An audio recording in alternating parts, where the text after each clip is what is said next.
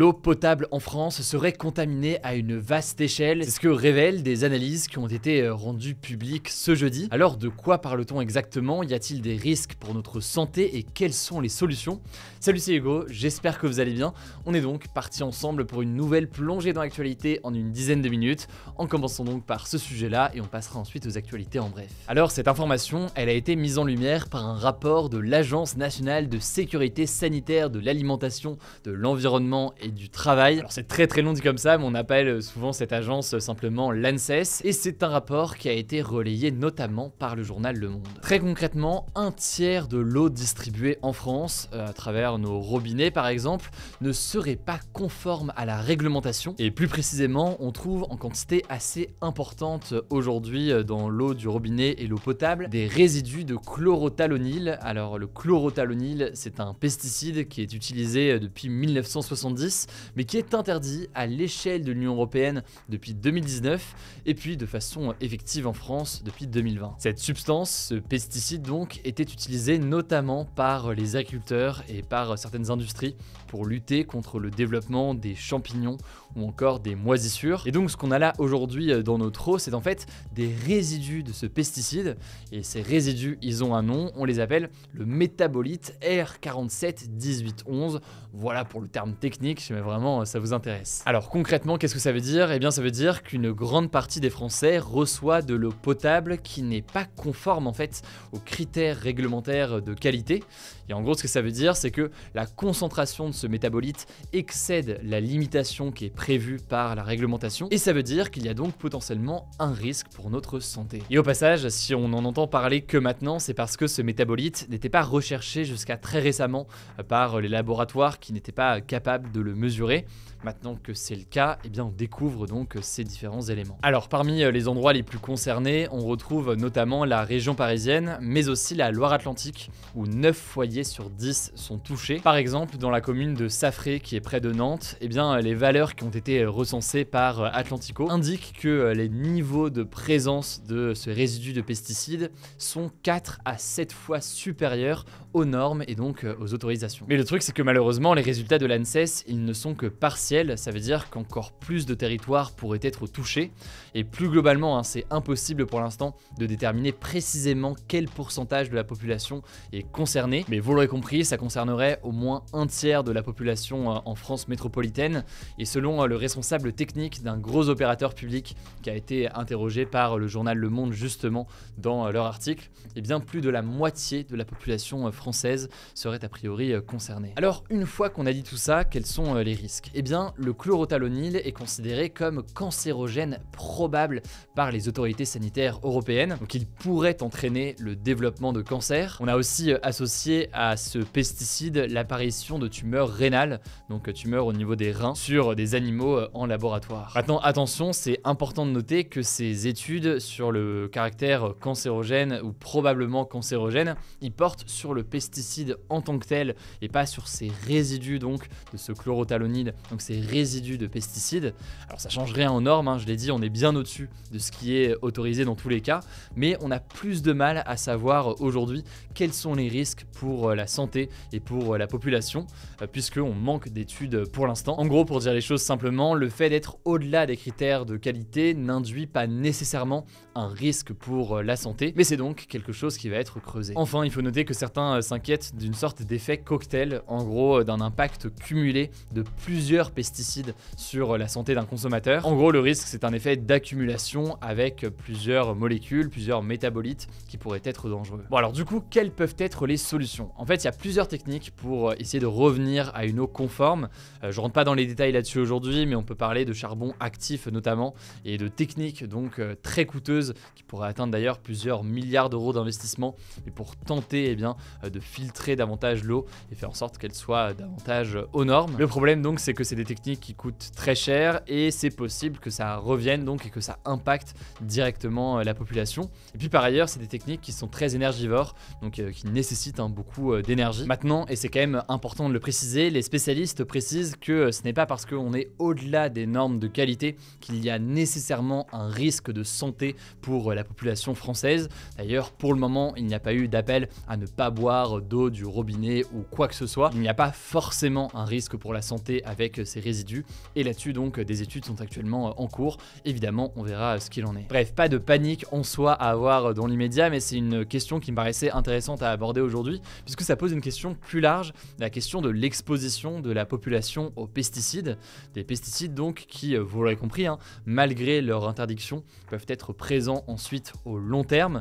Ces pesticides, ils sont utilisés par les agriculteurs pour protéger leur culture d'insectes, de bactéries ou autres, mais ils peuvent aussi poser des risques dans certains cas pour la santé. Dernier exemple en date, la semaine dernière, le ministre de l'Agriculture, Marc Fesneau, annonçait sa volonté de maintenir le S-métolachlore. C'est un pesticide dont les métabolites, justement, sont aussi responsables de la pollution de nappes phréatiques en France. Bref, vaste sujet, on en a déjà parlé sur la chaîne et on va en reparler, vous inquiétez pas, du scandale du chlordécone aussi dans les Antilles, notamment un autre pesticide qui a eu des conséquences importantes. On évoquera à nouveau le débat là-dessus. Je vous laisse en attendant avec Blanche pour les actualités en bref et je reviens juste après. Merci Hugo et salut tout le monde. On commence avec une première actu. Ce jeudi, c'était la 11e journée de mobilisation contre la réforme des retraites. Des blocages ont eu lieu un peu partout en France. 570 000 personnes ont manifesté dans le pays selon le ministère de l'Intérieur.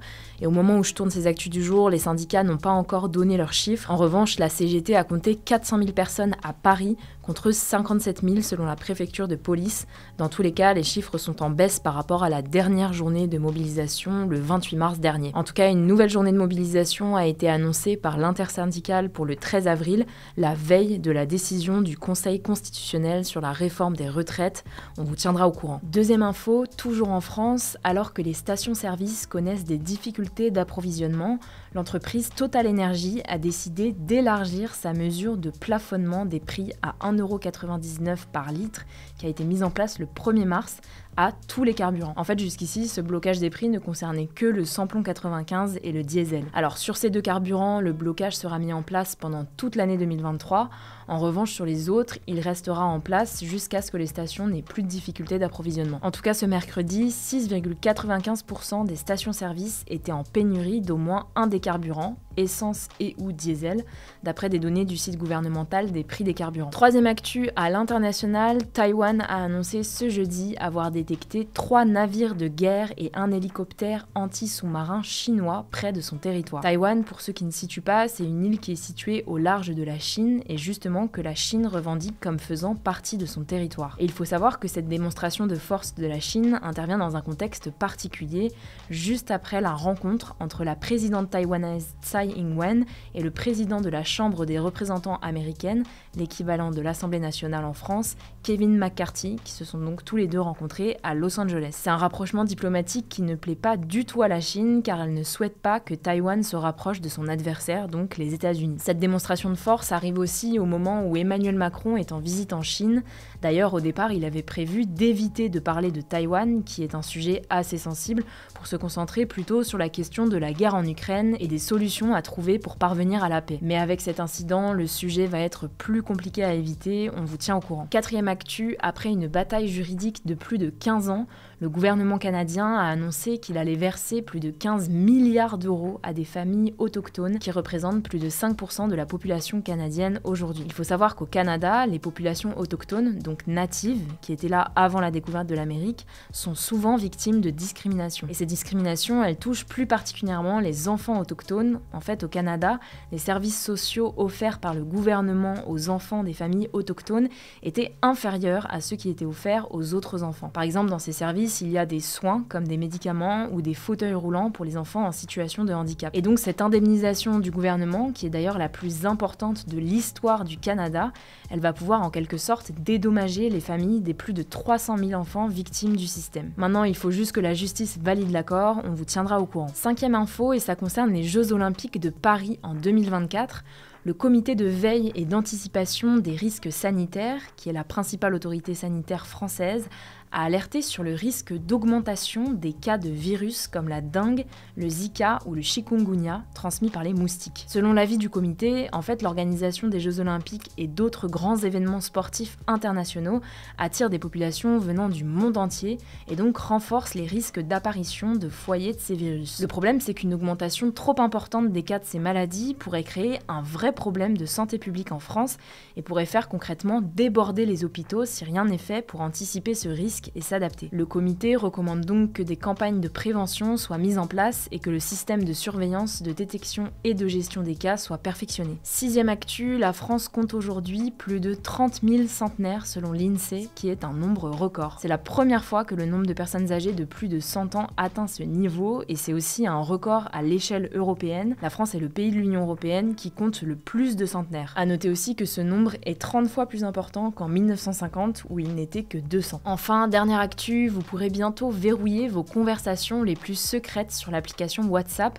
à l'aide d'un mot de passe ou même grâce à votre empreinte digitale. Cette nouvelle a été annoncée par le site spécialisé WhatsApp Beta Info et d'ailleurs, en plus de rendre inaccessibles certaines conversations, les photos et vidéos partagées dans ces conversations ne seront plus automatiquement sauvegardées dans la galerie photo comme c'est le cas aujourd'hui pour les conversations WhatsApp. Cette future mise à jour, c'est en quelque sorte une réponse de la part de Meta, la maison mère de WhatsApp, qui est très souvent critiquée sur sa mauvaise gestion des données privées des utilisateurs. Alors pour le moment, cette nouveauté est toujours en test et on devrait savoir dans les semaines à venir quand la mise à jour sera disponible. On vous tient au courant. Merci beaucoup Blanche. Alors le débat hier, c'était le suivant: faut-il taxer beaucoup plus lourdement les milliardaires en France? Ça fait suite à une actualité qu'on a postée hier. Vous êtes une immense majorité à voter oui. Quant à aujourd'hui, pas de débat. Du coup, ce sera tout pour cette nouvelle plongée dans l'actualité en une dizaine de minutes. Pensez évidemment à vous abonner, mais c'est pas encore le cas, pour ne pas louper les actualités suivantes. Prenez soin de vous, prenez soin de nos proches, et puis je vous dis à demain pour une nouvelle vidéo.